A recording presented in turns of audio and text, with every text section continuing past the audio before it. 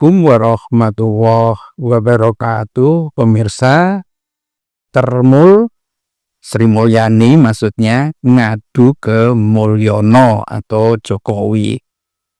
Ya, ini sebetulnya video agak lama pemirsa, bukan sehari dua hari yang lalu, tetapi sekitar bulan April. Ya, tiba-tiba Sri Mulyani datang ke Solo dan di situ banyak orang yang antri. Dan ada pembicaraan tertutup antara dengan dirinya dengan Jokowi.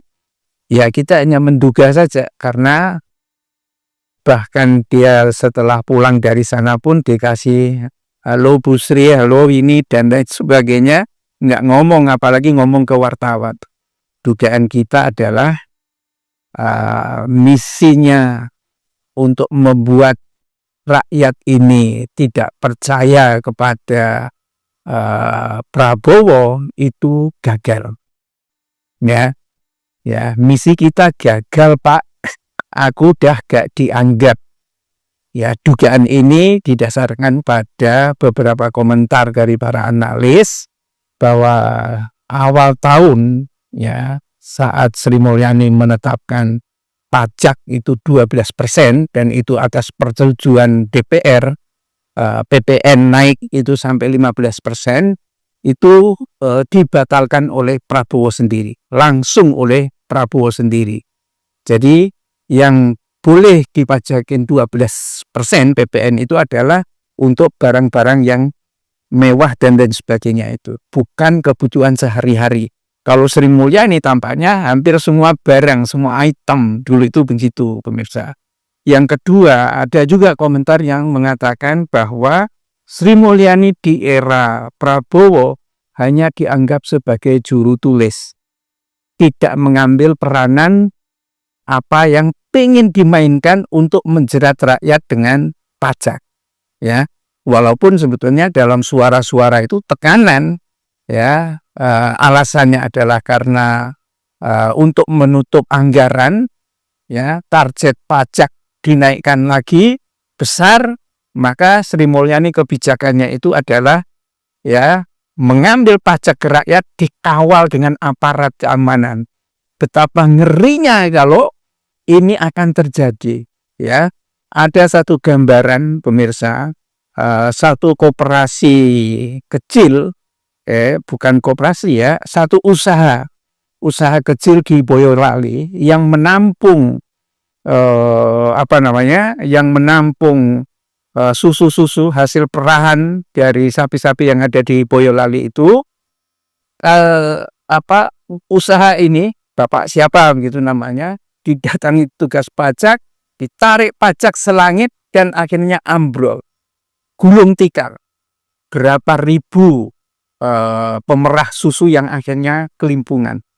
Dan para petugas pajak itu memang diajari bengis oleh Sri Mulyani, ya, ancaman pidana, ya kan, silahkan gugat kalau gak terima. Memang kayaknya sih pengadilan gitu kan, ya. Dan nanti siapa yang hakim yang mau melayani kayak begini kalau pengadilan pajak dan lain sebagainya. Kalau kalah malah meningkat lagi dan lain sebagainya.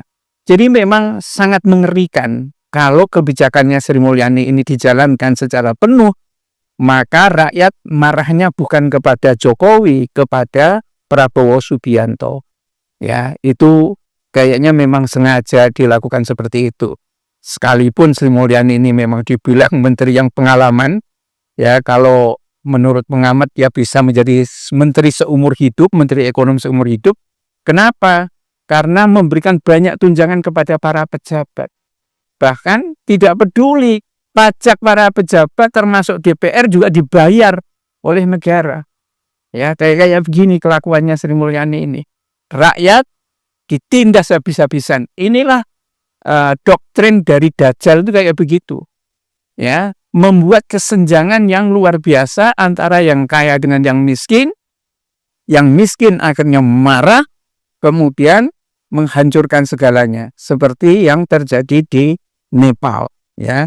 Sampai akhirnya para pejabat yang mungkin memang dia maling, flexing, karena sebetulnya gini pemirsa, ya, pejabat yang memperoleh kekayaan dengan cara memeras, apakah didasarkan undang-undang, aturan, atau karena mencuri, ya, biasanya yang diandalkan adalah flexing, karena integritas moral dia nggak punya, ya kan?